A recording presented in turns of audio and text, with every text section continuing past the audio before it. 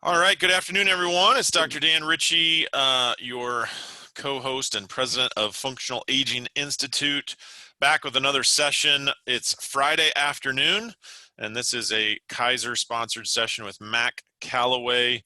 If you're on the recording, you can check out more about Kaiser on our site at thefunctionalagingsummit.com and more about Mac Calloway as well. Mac, we're talking about had the rare opportunity to start his sports performance career working with the Orlando Magic and the WNBA Orlando Miracle as a strength and performance coach.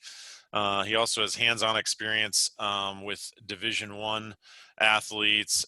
He's worked with the University of Dayton, Clemson University, and many others. And Mac is currently the Human Performance and Education Specialist at Kaiser Corporation, and he continues to live in Florida. So I'm probably jealous of his weather at least half the year. So Mac, I'm going to turn it over to you. I will be here in the room if you need me for whatever reason. Otherwise, I will come back for live Q&A at the end. Now, this session is scheduled a little bit longer than the morning sessions. We're going 1:30 to 2:45. So we should have plenty of time for Q&A at the end. So Mac, please take it away. Great. Thanks. Appreciate it, Dan, for the great introduction. But hey, let's get rocking and rolling here. I noticed, just to make sure that you guys know, if you have any questions as we go through this, feel free to drop them in the chat box. I want to try to make it as interactive as possible. So I know it's tough with these Zoom meetings, but I think we've all been on them long enough now where if you have a question, drop them in the chat box. We can stop the discussion there, start talking about that, and then we'll bring it back up to the topic that we were actually discussing. But let's make it interactive as possible. But today we're going to talk about the importance of versatility in your fitness programs.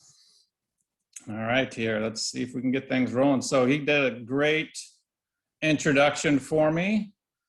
Let me get this off my screen.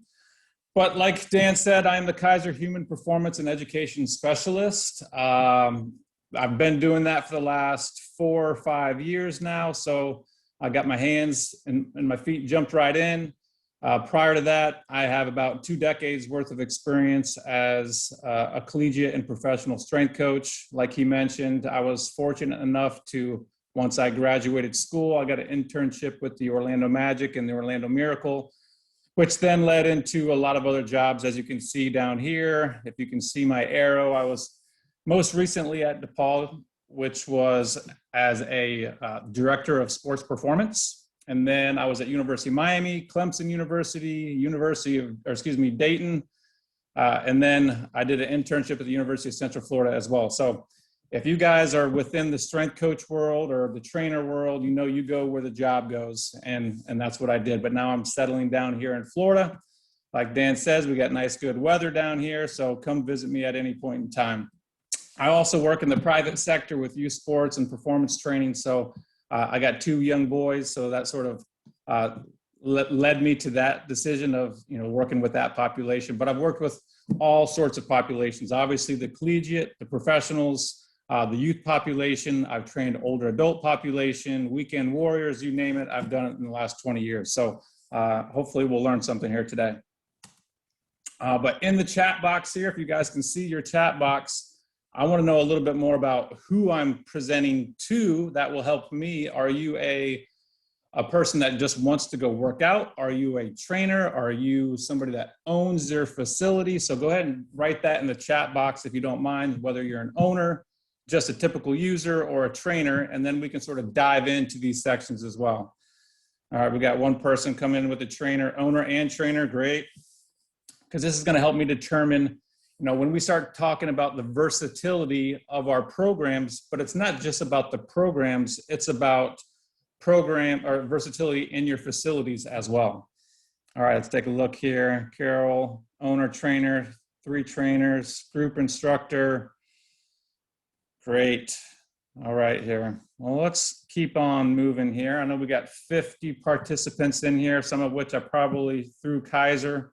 But again, if you have any questions, throw them in that chat box as we go. All right. So what can we learn? Let's learn the goals for this session. In this session, we're going to uncover why versatility is so important. and how we can incorporate it into your fitness and performance programs. We want to explore ways in which you can easily versify your workouts, such as changing the type of equipment that you're utilizing. And then we're going to dive into strategies such as altering your training qualities and types of resistances in order to achieve what your goal is, or what your client's goal is.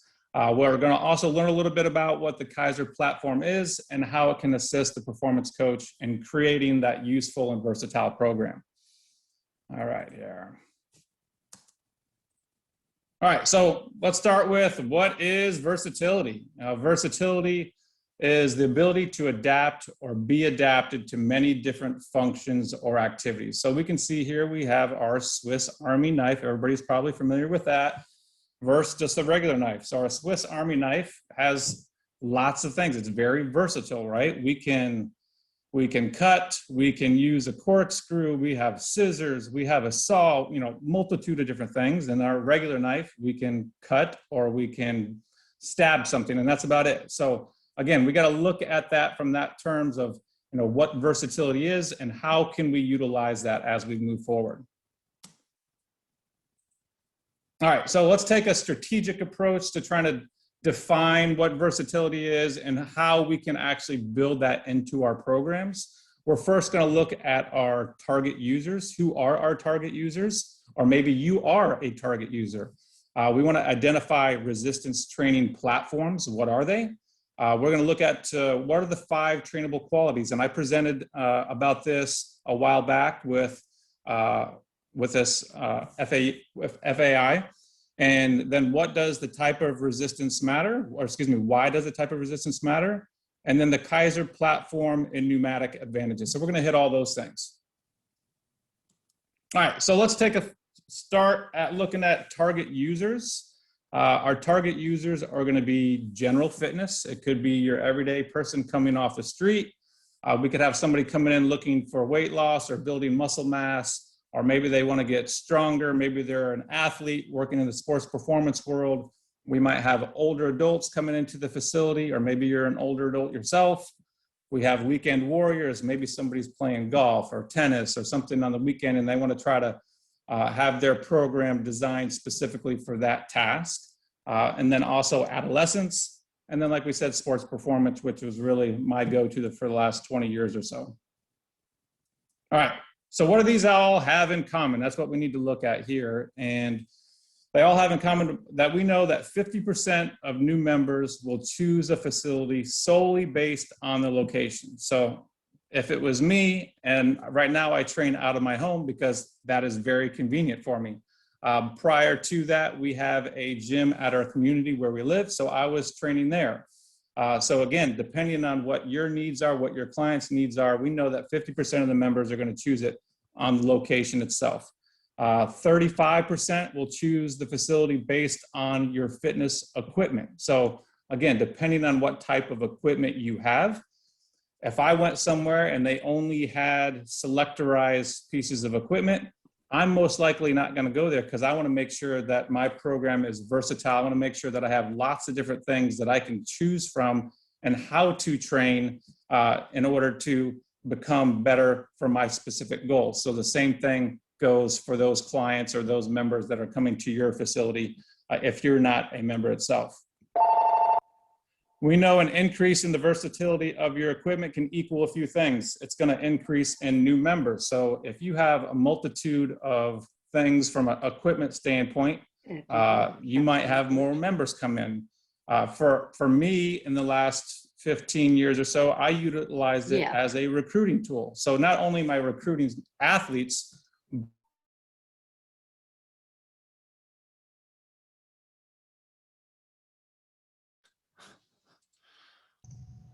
Mac, I just muted you. Sorry.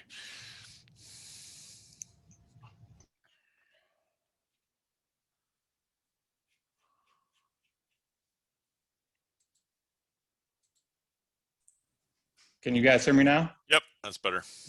All right. Where do I need to start over at? Just go back about 20 seconds. So 20 seconds. yeah. I had somebody have phone calls coming in. I went to mute people, and then I wound up muting you too. So That's sorry all about right. that. Sorry about that. Don't let it happen again. All right, so we'll go back a little bit. So we want to increase the versatility of your equipment by increasing in new members. We want to aid in the recruitment of the users from other markets as well. So if you have a facility and you only have one line of equipment and it's selectorized pieces, well, guess what? Most likely you're not going to have any type of athletes or weekend warriors come in there because they want to use different types of equipment. Same thing holds true if maybe you come into a facility and they only have racks, but you want to use selectorized pieces of equipment or standalone pieces of equipment. Again, the more versatile your facility, the more versatile your programs, the better chance that you have of getting new members and retaining those members at the same time. But we're going to dive into all that here coming up. All right, so let's look at our resistance training platforms. We have standalone fixed movement units, we have free movement units, and we have functional training cable units. So let's look at first our standalone fixed movement units. Weight stack machines, we've probably all seen our weight stack machines. We have our free weight machines, and then we have our Kaiser pneumatic strength machines, which some of you may or may not have seen.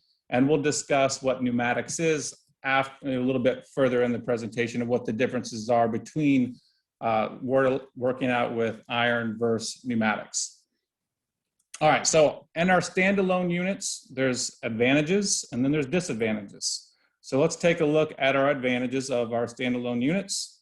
We are often less intimidating for beginners. So you might have somebody come in with a very, 1 year experience or maybe no experience at all. And maybe these things seem less intimidating for them as opposed to a rack.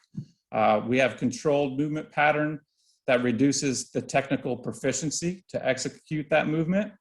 And then they're often viewed as a safer form of resistance training compared to some other modalities. And I say safer in quotation marks because it depends upon how you're utilizing that standalone unit. If you're moving it nice and slow and controlled, like the status quo that we all know, then yeah, they can be safer. But if you start moving that piece at speed and utilizing a power component, then there's probably other devices out there that we should look into that could be safer. The other one is proficient at isolating muscles. Possible disadvantages of our standalone units. They're considered inferior at improving stability and coordination. They're considered inferior at developing overall strength. And then we have a possible reduced range of motion due to the ergonomic design of that particular piece. All right, let's look at our free movement units. We have our rack-based equipment. We have our free weight apparatuses, which is our bents, squats, preacher curls, etc. We've all seen those before. And then we have our Kaiser racks. We have Kaiser racks with air, and we have Kaiser racks without air, which would be basically just our rack-based equipment. All right, let's take a dive into these possible advantages. It's often more desirable for advanced lifters. There's a variety of movement is almost infinite. So there's lots of different exercises that you can perform within a rack. It's considered superior for developing athletic ability as like stability and coordination. Because remember, if we're in a standalone fixed piece, say it's, for example, a leg press, we're not getting that stability and coordination. We want to be able to maybe further that superior athletic ability by standing on our feet, putting our force into the ground itself. We have an increased synergist and an antagonist activation, so it's more effective. And then we have superior strength development. Disadvantages, it does require technical proficiency to execute the movement. So would I take somebody that's right off the street and come in, hey, we're gonna go do a squat in a rack? Well, no, I'm not gonna do that. Let's see how they move first. Can they handle that movement? Do they have the mobility, stability, and coordination to do that? So a lot of those things, we have to define what that user is looking for. How much experience does that user have before we dive into utilizing certain equipment?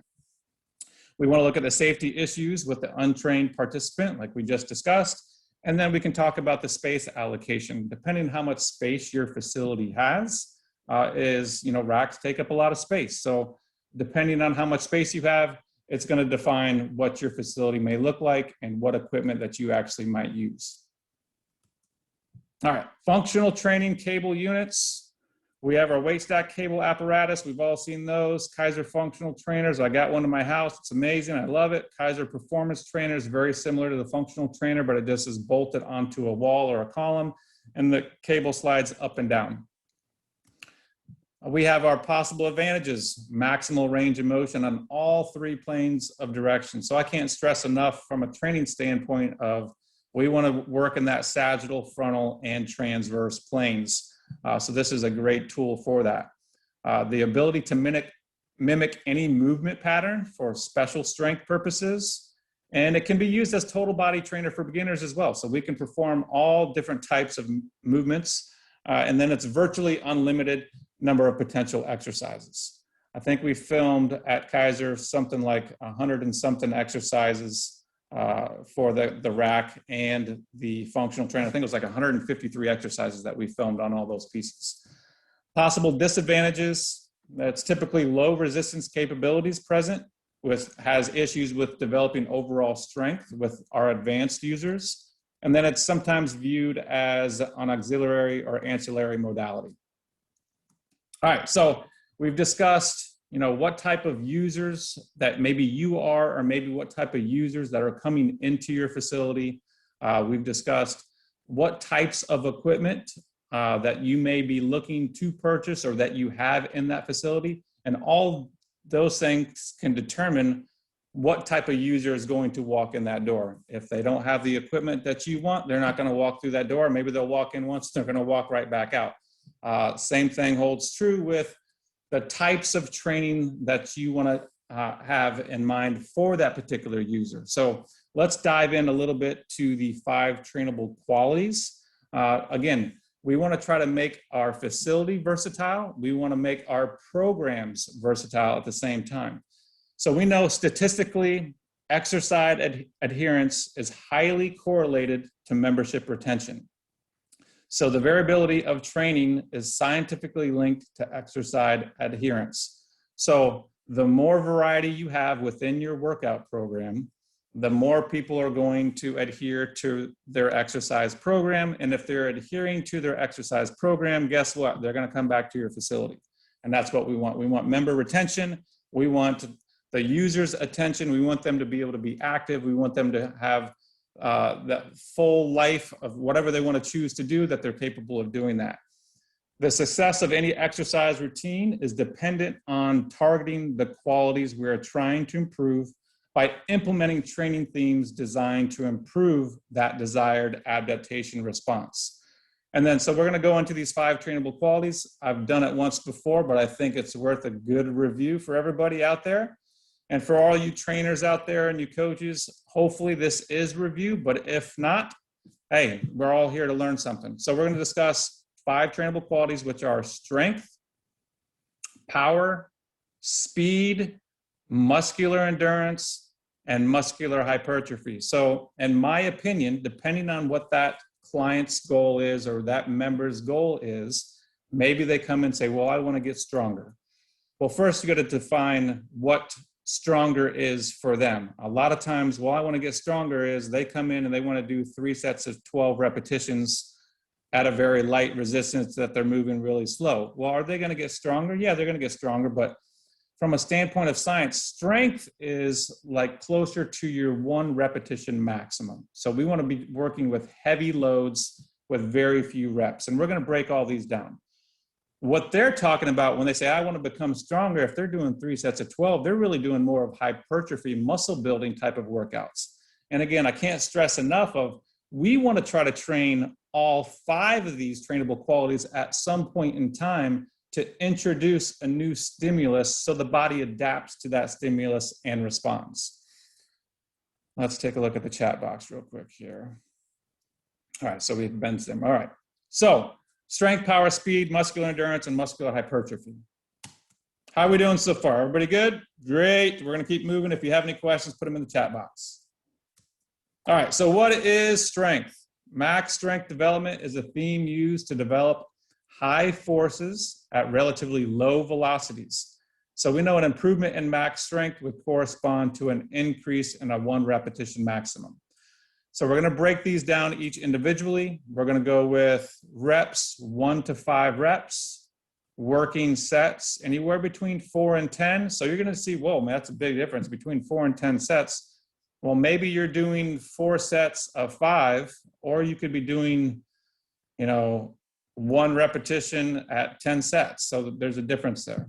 We have one question. Could you say more about the research that links variability and exercise adherence? Who were the samples in the studies? What I'll do is I will get all the study information that we have and I can send it to everybody, or you can get my email address at the end and you can send that to me. And that way I can go out hand in hand with you, Chris. All right, so let's look back at our strength. Load-wise, we're gonna load anywhere between 80 to 100% of our 1RM. That's if we're testing a 1RM for that particular movement. If not, we know it's going to be a heavy resistance. Recommended tempos, concentric 1 second, eccentric 1 second, and we make sure that we have greater than 3 minutes recovery in between each set. What happens if we're not resting that amount? Then we're not going to get those prescribed reps for that next set, which means that our program is not going to work. And usually a lot of the questions I get is, well, what am I going to do for 3 minutes waiting around for my next set? A lot of times people don't have that much time to wait around. So that's when I introduce things of, well, maybe we have some corrective exercises, or maybe we can do some type of mobility exercise or stretching, something that's not going to be taxing on the body, but we're still recovering and we're still waiting for that next strength set.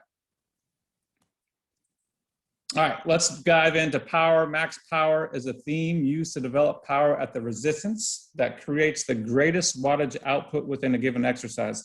Obviously, with Kaiser equipment, if you're familiar, we can track how many watts you're producing.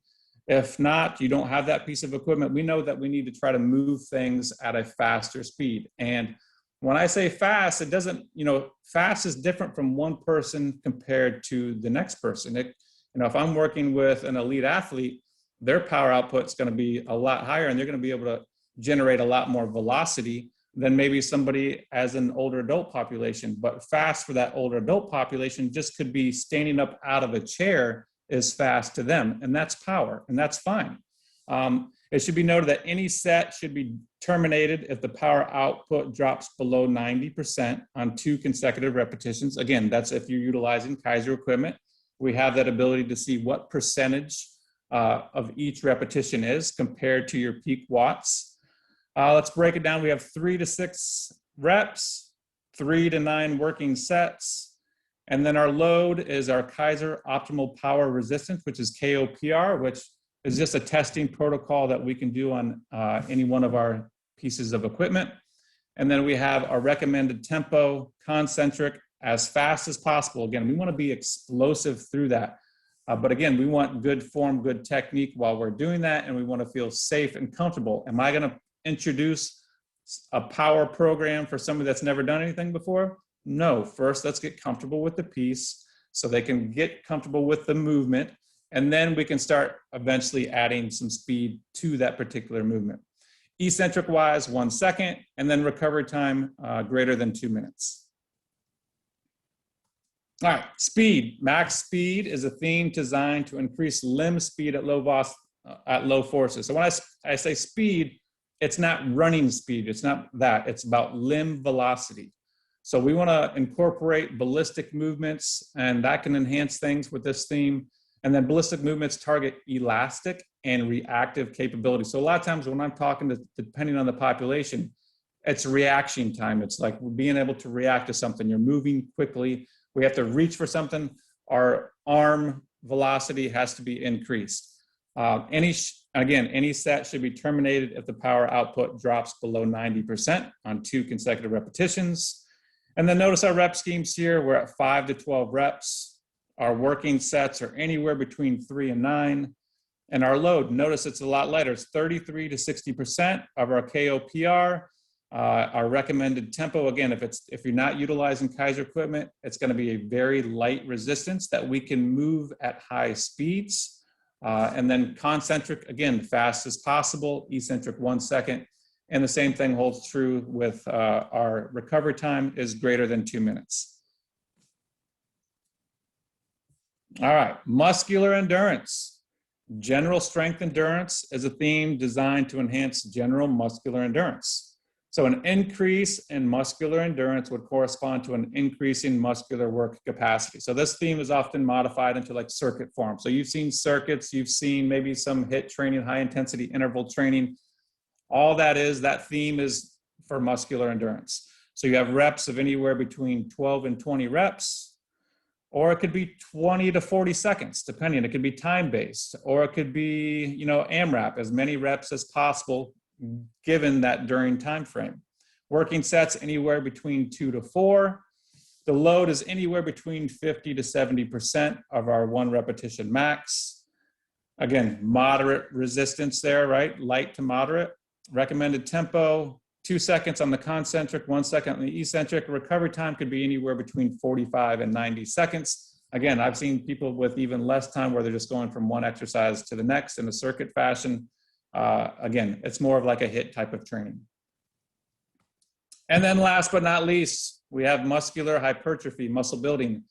It's a theme used to increase the cross-sectional area of the muscle. It's to believe that the cross-sectional area of the muscle can be correlated to force capabilities. So we're anywhere between 6 to 12 reps, 2 to 6 working sets, loads anywhere between 60 to 85% of our 1RM. Tempo, concentric 1 second, eccentric, it could be like 3 seconds. Variations are acceptable within hypertrophy because it can increase time under tension. And then recovery time anywhere between 1 to 2 minutes. So those are our 5 trainable qualities. Again, I can't stress enough that we should be trying to hit, at least 3 of these 5 trainable qualities, depending on, the client. And even if the client's goals are muscular hypertrophy, we could utilize this rep scheme and these working sets. But the other way to increase the cross-sectional area of the muscle is to work for overall strength. So that first one that we went over, that's another protocol that we could use to build muscle mass. If their goal is to become more powerful, again, we can dive in and go right to a power workout if their body's prepared for that. But if their body's not prepared to move things quickly right away, especially if they're utilizing a free weight type of movement, then we have to get that body ready for something. So maybe you have to go through a hypertrophy phase to get a little bit of muscle mass, to get them comfortable with something before we introduce those other types of qualities. All right, so this chart here basically gives us a description of everything that we just talked about and more. So we have our themes. So first we have our trainable qualities. We have 3 subsections of strength, and we have 3 subsections of power, speed, endurance, hypertrophy, and hypertrophy with strength. So this is just a strength preparatory phase. It gives us our rep schemes, our sets, what our multipliers are. Are we utilizing some type of multiplier, whether it's a KOPR number? Are we utilizing reps in reserve? Number of exercises per region, exercise type, and the recovery time. So it gives you everything you're looking for. So this is just a strength preparatory phase. This is a strength development phase. This is a strength complementary phase. And again, there's just subsections. We have max power, we have strength speed, which is still power. We have speed strength, which is power, maximum speed, general strength endurance, hypertrophy, and then we have some eccentric capabilities as well.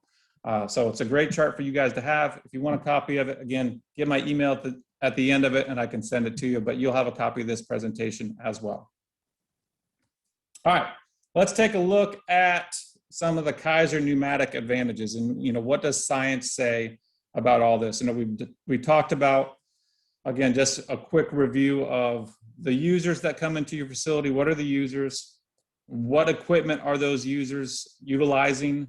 Now we've dived into, so how do you go about training somebody from a versatile program? Again, we want to try to have all this knowledge and all these pieces of equipment that we can make a program versatile for yourself or for your users. So evidence suggests that the type of resistance utilized in a training protocol maybe as important as exercise and theme selection. So we discussed, what exercise you're doing and what theme. Maybe we're working just max power. Well, what type of resistance are you utilizing to achieve max power? So that's what we're going to dive into next. And this is from Frost Study 2008 and 2012. Again, we can send those studies to you if you want. Just email me at the end. All right, so why does the type of resistance matter? So all motion is governed by the laws of physics. So get your physics hat on, get your old school brains on. We're getting ready to dive in. Independent of the exercise being performed or the exercise being used.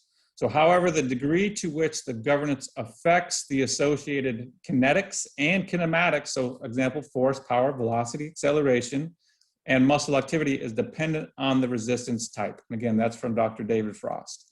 Each type of resistance has specific inherent qualities based on mechanical laws of physics, and it's these qualities that influence those adaptations expected from resistance training. So again, why are we working out? We have to introduce a stimulus so our body reacts to that stimulus so we get that adaptation. Well, what this basically is saying is the type of resistance that you use, whether it's iron, pneumatics, bands, flywheels, whatever it may be, they have specific adaptations that can happen within your body dependent upon what that one is.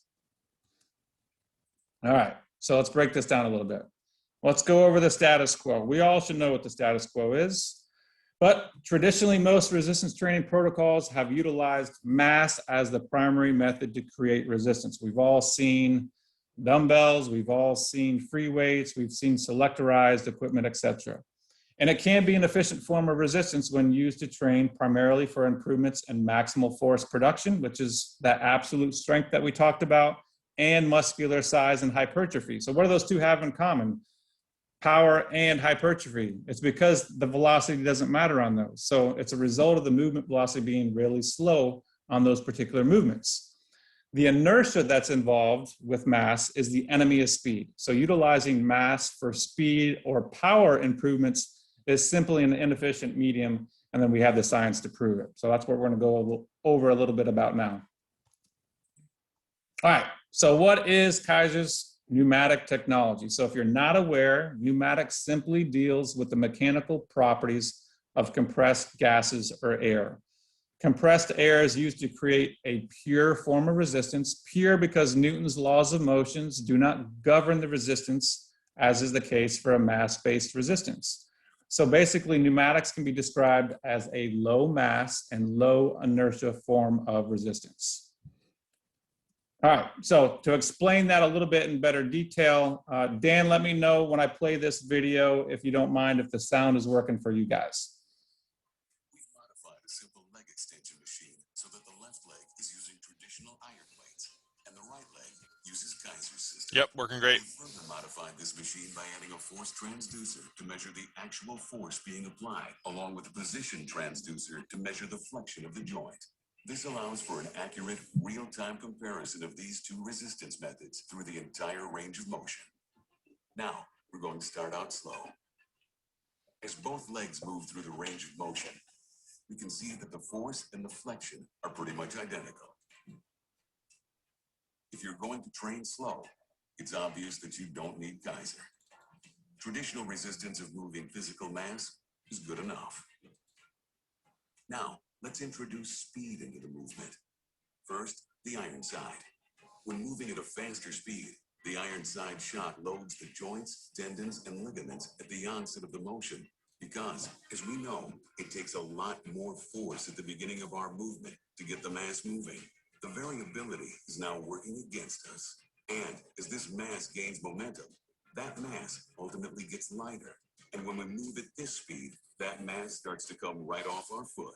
It's pretty obvious that we are losing much of the workout's effectiveness. Now, let's apply speed to the Kaiser side. Since we aren't dealing with any mass, the laws of physics are no longer a barrier, and therefore, we can maintain the desired variable resistance curve at any speed. So at the initial takeoff point, when our joints and connective tissue is at its most vulnerable, the resistance is lighter. As we continue through this movement, the resistance increases where we need it most, the muscle. All right, so let's break this down a little bit. We noticed in that, hopefully that clears up a lot of things of comparing iron to mass, but let's break these graphs down a little bit more.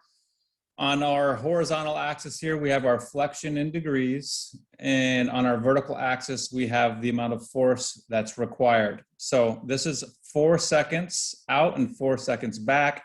Our red line here is in Kaiser. So we'll notice that when we move things at 4 seconds out and 4 seconds back, pretty even curve throughout on our leg extension.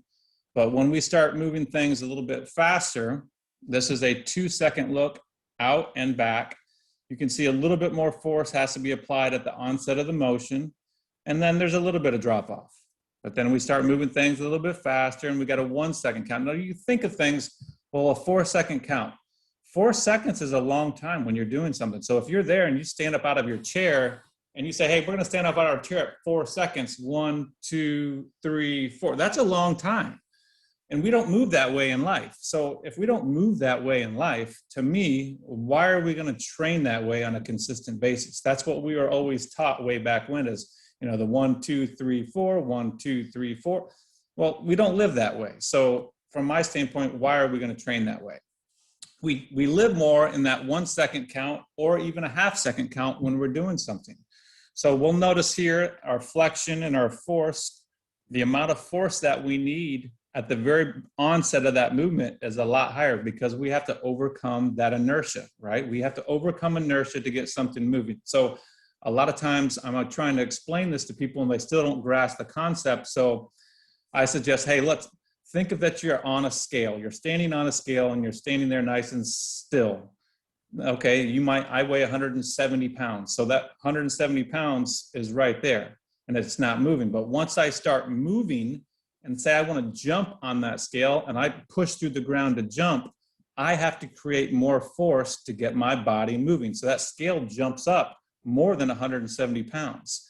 And then once I start jumping and I'm out of the air, I'm creating momentum and then I've left the scale. So the scale goes back down to 0. So what happens then when I come back down to that scale is that eccentric component where I have more force that I've created, I have to slow that down somehow, right? So that's where I get the more force on the eccentric side of things.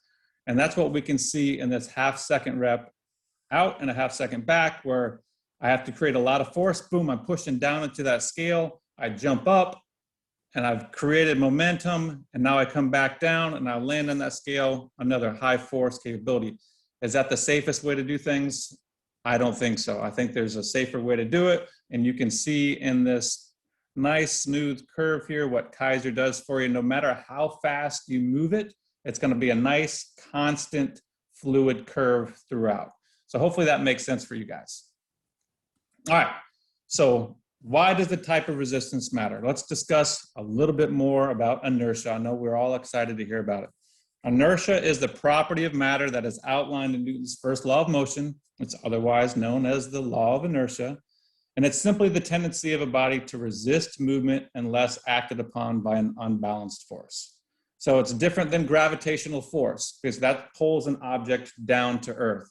The measure of the force created by the gravitational pull on a mass is its weight. So a lot of times when I'm talking to people and I'm discussing Kaiser equipment, I refer things as resistance, as you can see, what type of resistance.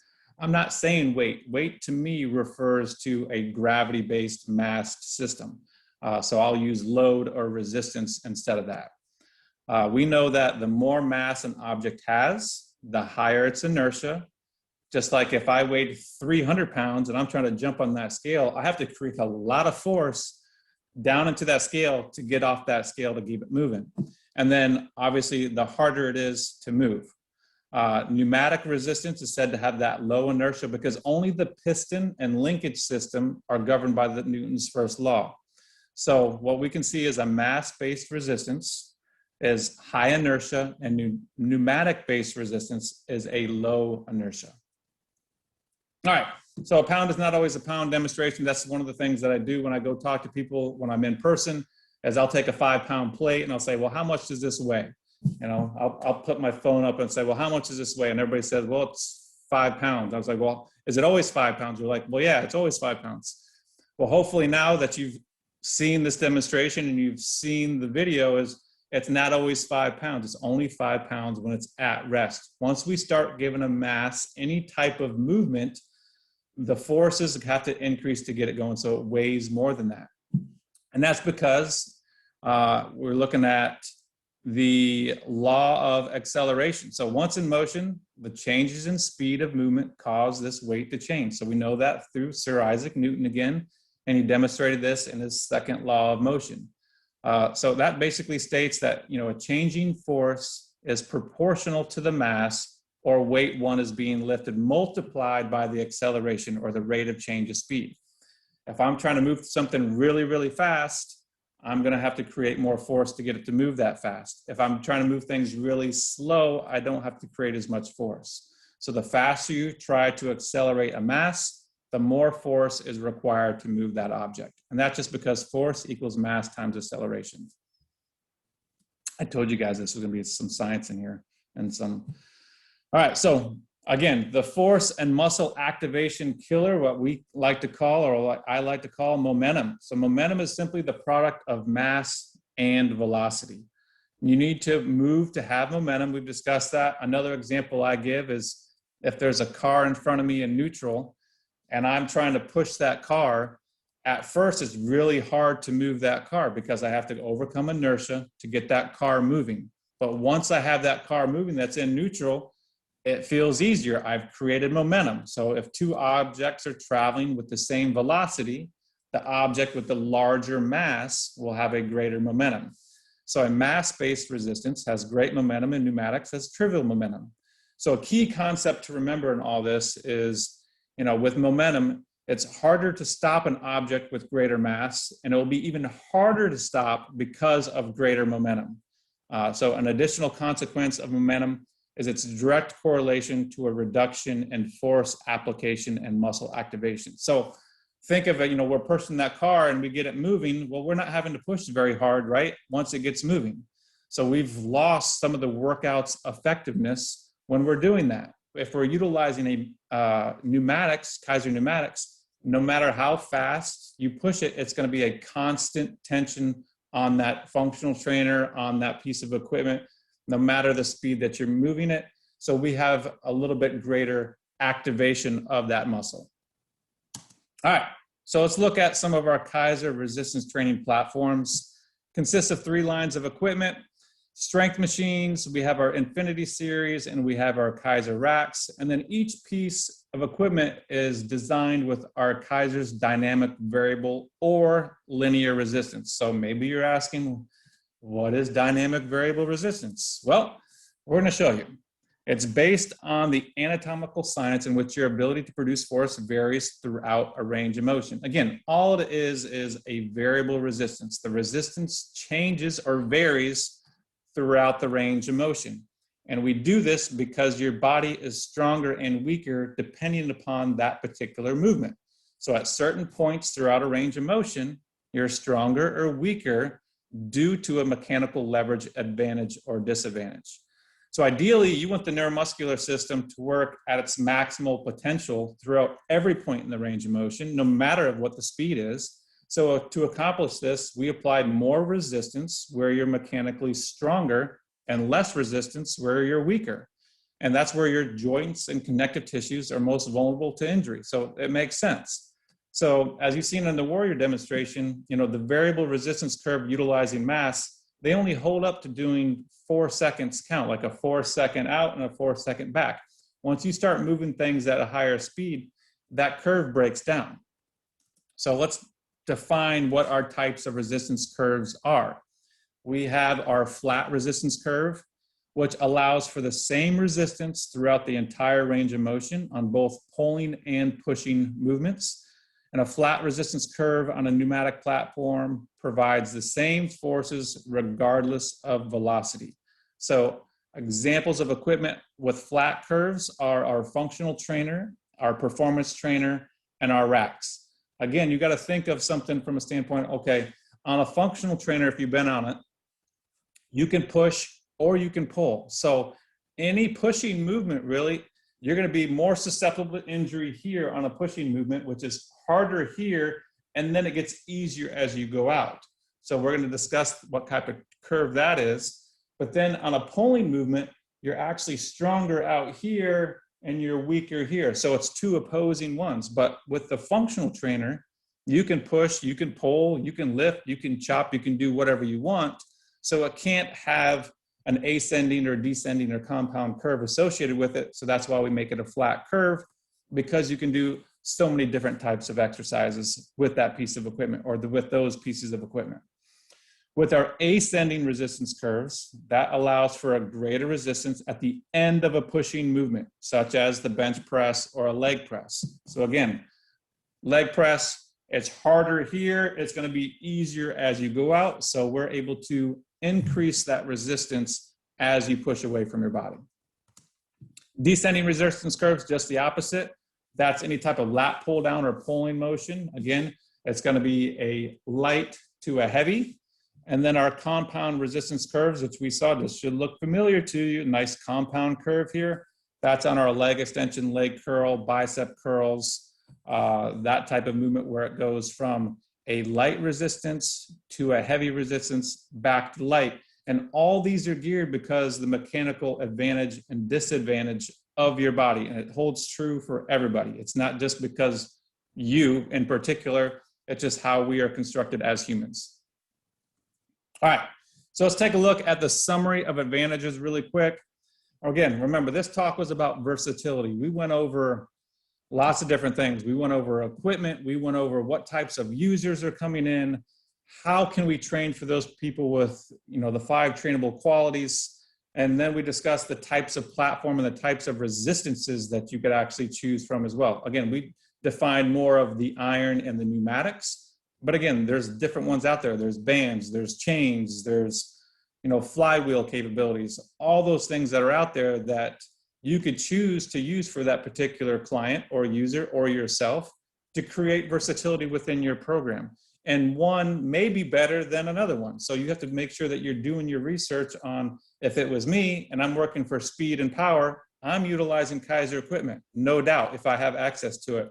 If I'm working for absolute strength or hypertrophy, where the velocity doesn't really matter, you could use either or a combination of both. If you have the rack that does pneumatics and you could do iron at the same time, that's a great way to do it as well. But look at the versatility here. We have the Kaiser resistance training platform. Obviously, it consists of the strength line of equipment, Infinity series and racks with and without air.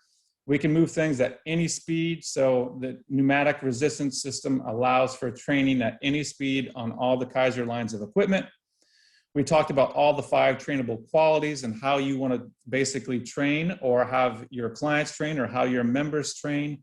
If somebody comes in and they do the same thing all the time. I see it all the time. I walk into facilities and everybody's doing 3 sets of 15 and they do it every single day for weeks on end, and they wonder why they're not getting any results. Well, you created the stimulus. They probably got results in the first 4 weeks of doing it from a neuromuscular standpoint, but now their body's adapted, but they're still doing the same thing. Well, we have to teach them that that's not the right way to go about training. We have to introduce different stimuluses and introduce those other qualities that they should be training for and other themes that they should be training for. And that's our job as trainers, as coaches, or even if you run your facility, that should be on us to educate them as well. We know that's a pure resistance. All pieces of equipment within the Kaiser platform use the purest form of resistance, with the exception of the rack without air, because that only utilizes mass. So with the Kaiser platform, you can be assured that a pound is always a pound, regardless of velocity. So much more space. Kaiser equipment has a small footprint. So it's lightweight. It's very quiet. For those that are not familiar with it, you have a push of a button, air resistance.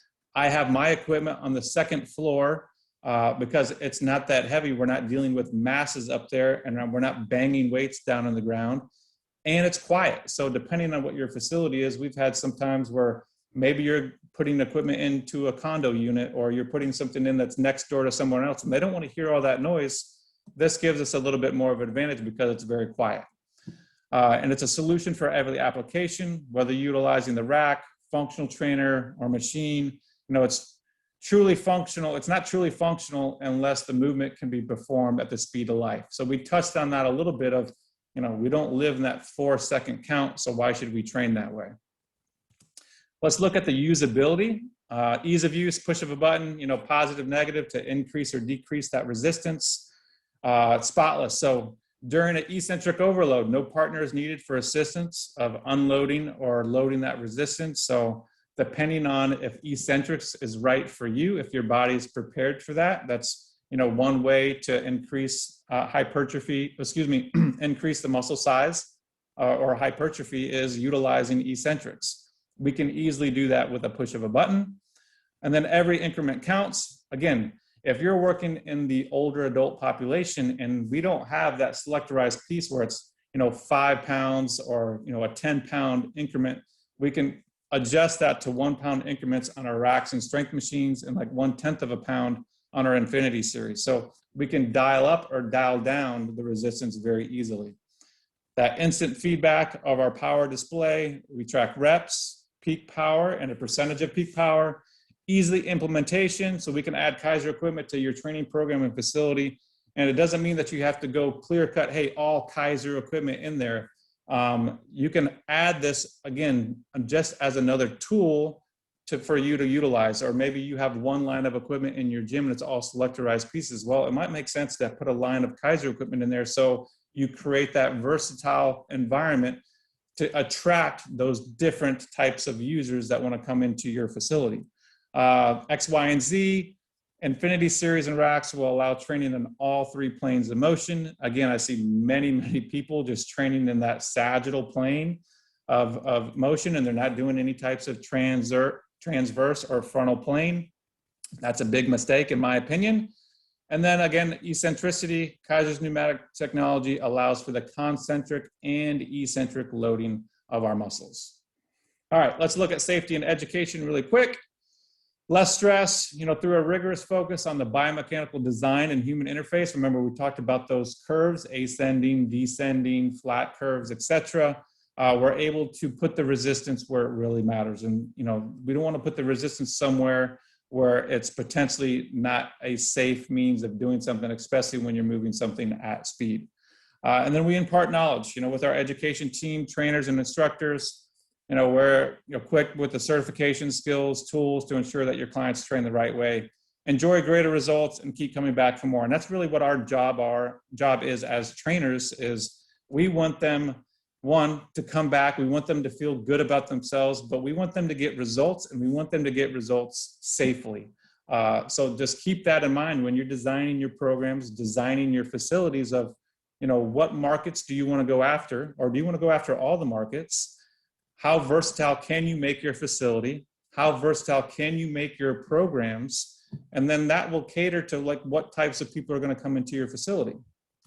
All right, testing capabilities. Man, we didn't even go over this, and this was another lecture in itself, but each Kaiser piece has the ability to do a 6-rep test. That's that KOPR number I suggested a little bit earlier, which is just our Kaiser optimal power resistance.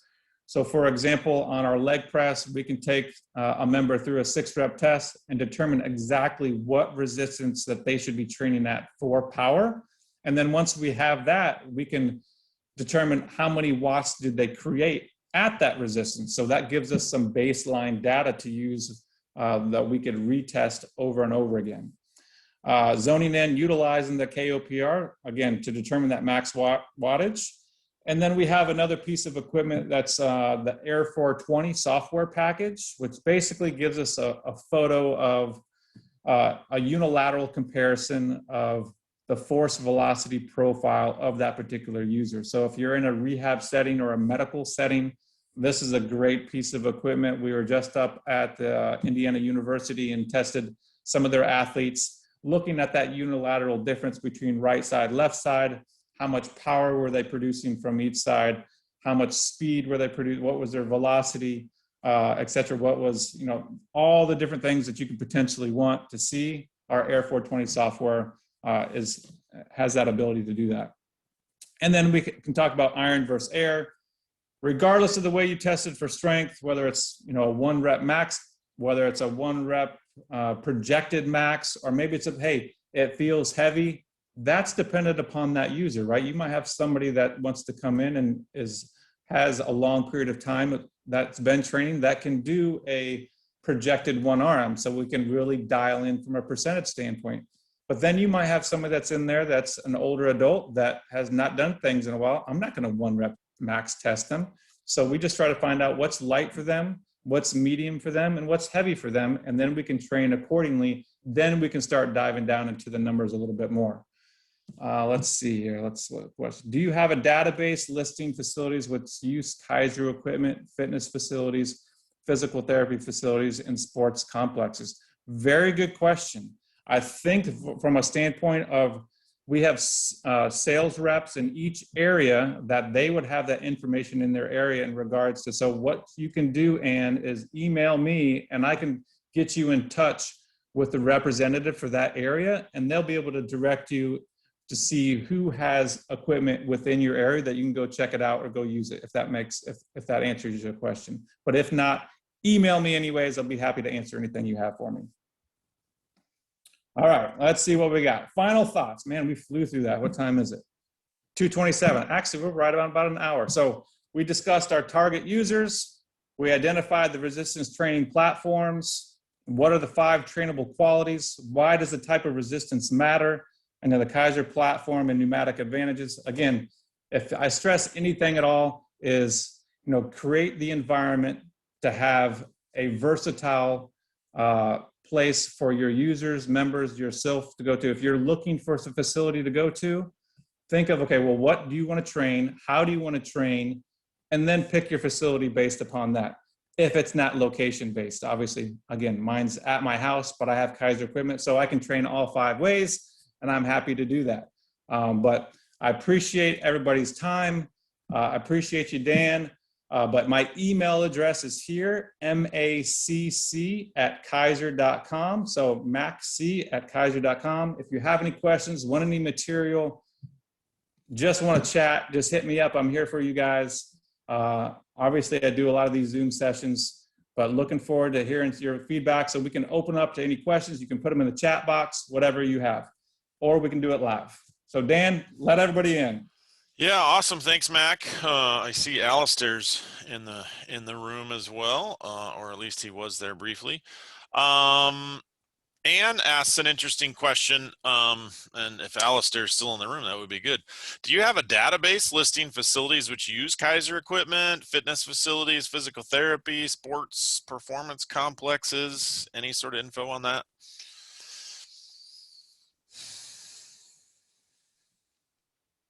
I don't know if Al mentioned if he's there, but I sort of answered this a little bit, Dan, is what I can do is, if Al doesn't have an answer, is email me and I'll get them in touch with the particular person in that area. In that area, okay. That's what I thought. And that way I can say, you know, maybe it's somebody in Canada, so I can go to Mark Casaba and say, hey, look, this person lives here, what facilities in the area, and they'll have a record of what's happening within their area.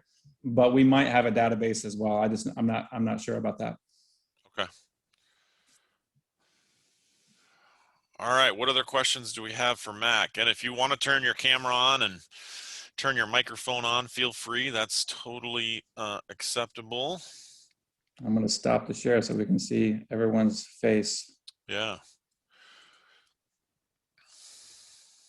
See, I was so good that we don't even have questions, Dan. You left them all speechless. I mean, come on. Either that or they're all like, oh, man, I got to go to the bathroom before the next session. So we've had Kaiser since 2007 at our facility, and absolutely love it. I love the functional trainer. Love the performance trainer. We have 2 performance trainers. We have a functional trainer, and then we've got, you know, leg presses and chest presses and a whole, I think, 12-line circuit. So we've got a lot of Kaiser. And question for you, Dan. With all that equipment that you have, do you see your users utilizing it in different ways, or they just typically come in and utilize it as they would with any other piece? They definitely utilize it differently, and I would say we really love we have our functional trainer and our 2 performance trainers set up pretty close, close in that I can train 3 or 4 clients all at the same time on those, and we do that quite a bit with our small group training, and so we're doing all kinds of different exercises, but even the leg press, I mean, we use that quite differently depending on the client and I mean, I remember training an NFL prospect and he's like, what are you going to do with me on this leg press? And I'm like, oh, just wait. Right. And then he was pretty blown away. He's like, I've never seen anything like this, you know, at even my Division I university. So, so it's very versatile, in terms of its application from someone recovering from a stroke who can't get out of a chair to an NFL prospect. And that's been really cool for us. But by far, I mean, my favorite is to be doing cable column stuff with the performance or the functional trainer, because there's just so much versatility. So many exercises that you can do. Yeah, you can do anything and everything, you know, like start your lawnmower and, you know, pick up the grandkid and swing a tennis racket and whatever. And it's great for all populations. Like I have a 7-year-old and a 10-year-old that will go do stuff on it. And then my parents come over that are, you know, 60 plus that are doing stuff on it, and they feel safe. They feel comfortable doing it. But, you know, if I can stress enough, you know, if you don't even have Kaiser equipment, just get out and try to move things differently. Don't do the same thing over and over again. Don't go to your facility and do the same thing. You got to be able to change things up. Otherwise, you're not going to see a difference. Yeah. Carol says we love our functional trainer. All right. Any final wrap-up questions for Mac? Mac, can you put your closing slide back up? I always ask people to do that because I know right now the people watching this next week on the recording are like, wait, how do we contact him again? So, pull it up here. Mac's, I think is macc@kaiser.com. So reach out to him directly with your question. Can't thank Kaiser enough for sponsoring, and we've already had both your talks today. So Corey and Phil spoke before lunch. I see Corey's in the room, and then you after lunch. So thanks again to Kaiser and for all you guys are doing, and phenomenal product. If you haven't checked out their product, you guys absolutely have to. And thanks so much for your education this weekend. Thanks, Dan. I appreciate it. You have a great one. All right. Thanks, everyone. We'll see you back live if you're on live at 3 o'clock Eastern. We've got 4 more sessions. So thanks, everyone. See you soon.